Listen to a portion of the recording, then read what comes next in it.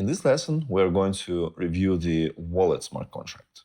So as you remember, the wallet smart contract is deployed by the minter smart contract once we mint the jetons, or the wallet smart contract is deployed by another wallet smart contract when we do transfer.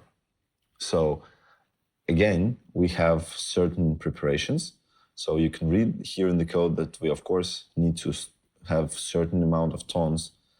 We need to deduct them from every transaction that comes here, just to make sure that there's minimum amount available for storage payment. We also do some constant on the gas consumption. This is just approximation.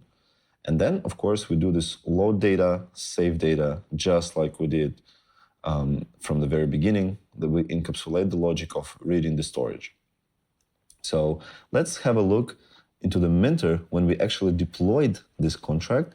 This was in utils. We did the pack Jetton Wallet data. So we actually put the balance, the owner address, the master address, and Jetton Wallet code. And we can see here that it is the coins, address, and then cell. So ref, that is ref to the cell. So the code is stored as a cell, and we just put it here. So basically, this is a good example for you that this is the initial data of the contract once it is, like this wallet contract, once it is executed the first time. What kind of functionality we have here? So we have the send tokens function, we have receive tokens function, burn tokens function, on bounce, but this is all defined by us. This is not standard. Receive internal, this is the core one, and here we see the standard thing. So once the OP code, operation code that is coming with the message matches the transfer operation code or internal transfer or burn, then we run those functions that we just discussed. So here we have basically 5 core things that we have to review. So one is the preparation here. What happens when we first just see the in-message full and we start reading in it? So we figure out what to do with it. And then, based on the operation code, we have to review the transfer, namely send tokens function that we discussed here. And then we will review the receive tokens function, also available here, burn tokens. And the last thing we need to do is the getter method. But getter method is the simplest one here. So let's start with logic here. Again, we don't want to work with messages that have empty body. We start reading the in-message full to see the flags. And again, we detect if the flags is actually means, if the flag says that this is a bounced message, then now we want to handle it. And we're going to review it in a moment. How do we handle this? Then we figure out what is the sender address. Then we skip some information because we are going to pass the in-message body into the corresponding functions. So here we don't really care about this. And here we do care about the forward fee. So because we here estimate how much was paid for the previous transaction, and now we want to know this number to actually keep certain amount on the contract, so we estimate how much it will cost for the next transaction. This is interesting logic that you will actually have to learn. But you actually already know how to compose the message, as we have done that in the previous chapters with the send raw message. You already know that the send raw message accepts a cell with all these parameters. And this is why we can actually read it out here, because those parameters are present as bits inside of this message cell. All right, so next we go with the operation codes. By this moment, we already figured out the bounds. We already figured out how much we should actually keep for, we estimated the next transaction cost. And now we go to the operation codes. So we see these send tokens and we pass in message body. So everything that comes with the body. We pass the sender address, the message value. As you remember, the message value is how much money came with this message. And the forward fee is the estimation of, it's basically exact amount that was spent on the forward before this message, and we pass it into the send tokens. So let's have a look. So send tokens is right here. So we read the query ID because we already read out the operation code. That's why we continue reading and we read out the query ID. We get the amount of jetons we want to send, and we read the address. So we do force chain, and then we make sure that we are on the proper chain, work chain. Then we read all the data from the storage. We reduce the balance by this jeton amount. And now we have to do a few checks. So we want to make sure that the sender address is the owner. So owner is some wallet contract, the real wallet contract that is owning this Jetton Wallet contract, right? It is stored here in the storage. And we want to make sure that the sender who actually sent us this message is the same address who is owning this wallet. And we are going to throw an error if that's not the case. And then we go check that the balance is still bigger or equal to 0 after we reduce the jeton amount. And now we start calculating, actually we start preparing the message that we're going to send to deploy this wallet contract. So for example, we here use the very same functions from the Jetton utils folder that we used. We're not going to go into depth into that because you already understand how it works. So we calculate the state init. We figure out the wallet address where we're going to send this message. And then we read the response address. So in message body will contain who should get the accesses and actual notification about that, like who should get the rest of the data once this sequence of transaction is finished. We can actually put the custom payload, and we put the forward ton amount, so we know how much tons we should actually put inside of this transaction. So we start to compose the message that is going to actually send the jetons. So just like we said, the one to whom we want to send the jetons, he might not have the Jetton Wallet contract. That's exactly why we need to attach this state init into this message, because we are going to deploy it if it doesn't have it. So we have the same shortcuts on the flags in the beginning. Destination, here we don't put any coins just now, because we will solve this in the mode when we're going to send it.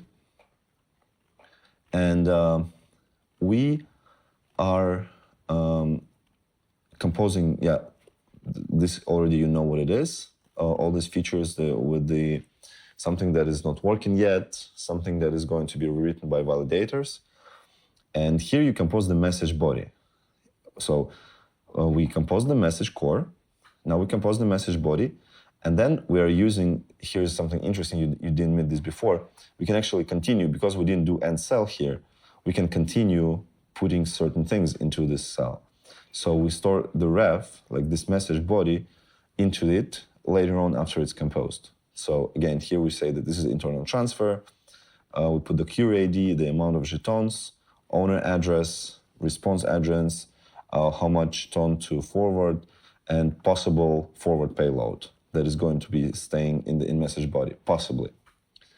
All right, so let's go next. Forward count. We check here that after we execute this transaction, that our contract still has enough money to survive. And only this, at this point, we are ending the cell of message and sending this message. So with 64 again, we're passing the funds that came with this message further. And this is just nodes and flags that you should learn more about in the documentation, but we already talked about this in Invest.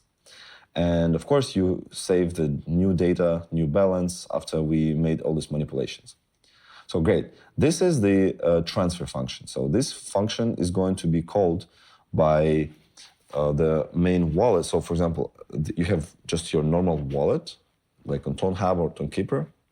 And this wallet contract is going to trigger this send tokens. Or there may be some other logic, but you have to be owner of this Jetton Wallet contract to be able to trigger the send tokens operation. And next one is receive tokens. So just like here, if this internal transfer, so incoming transfer of tokens. So here is how you receive them. You again read all the data from the storage. We increment the balance, and again we do a check that the one who sent us Жетон, sent this information about increasing the balance, is either the master contract or this is some other contract of Jetton Wallet. And then we read the forward tone amount, if they were even put there to forward further. So we make sure that we have enough money for staying on the contract. And in case there's forward tone amount, we compose this new message with the forward tone amount and payload, if it's actually available there. And of course, we need to send the excesses in case they're present there. And this is why we compose this message of sending all the excesses that are left on this chain of transactions to the response address if it's specified again. And then we save the new data here. Whatever will change, it will only change the balance. Great, so this is how we handle the receiving tokens. And there's just two more once we actually burn them and what we do on bounce. So let's review it here. But you already see that we don't want to go deep into every single line and every single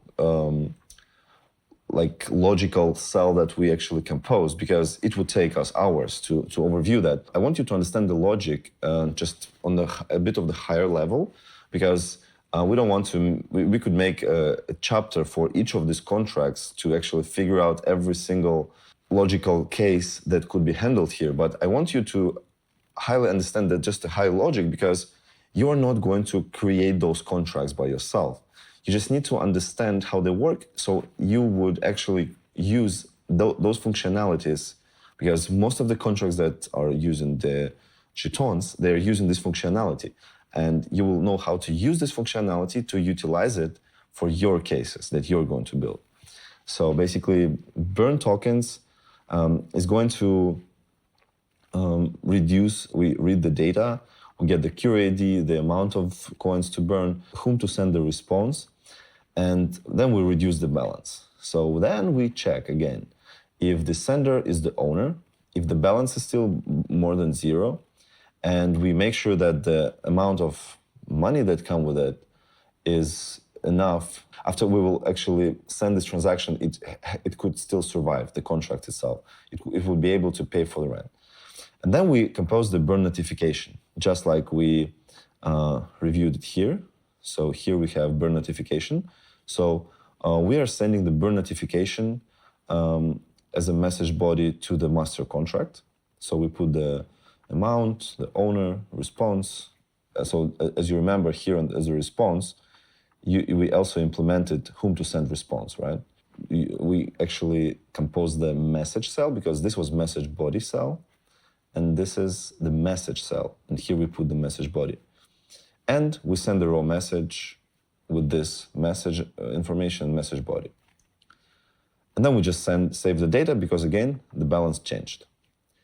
And the last thing here that we're going to review is the unbounce. So what do we do when this message actually bounced? Yeah, because it will bounce with this certain error.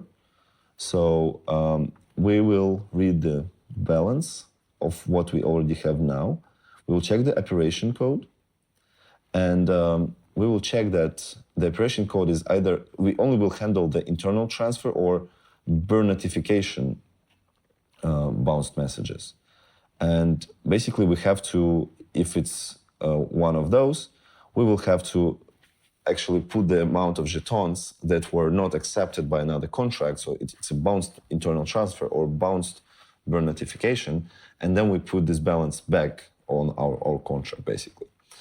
So this is the core logic of the Jetton Wallet contract, and I hope it doesn't confuse you a lot, but This is a great great examples to actually read the code, how complex it could be sometimes. This is going to help you a lot if you spend some time reading those contracts of wallet and the minter. And if you don't understand certain small things, like certain line or certain beat that you put into cell, you could easily just text in the groups or read in documentation. But the purpose of this lesson was to give you the higher overview of how it works with Jetons. So you understand this logic with different contracts, interacting with each other according to a standard. In next lesson, we are going to have a closer look into different types of token, which is called non-fungible token. And again, there is some interesting for you because we have the collection contracts, we have ITEAM contracts there, but you already passed this very hard part to understand that there can be multiple contracts. It's not just one. Jeton is not one contract, it's a system of contracts. And with NFTs, it will also be very interesting for you to see how they work under the hood according to the standard. So see you very soon.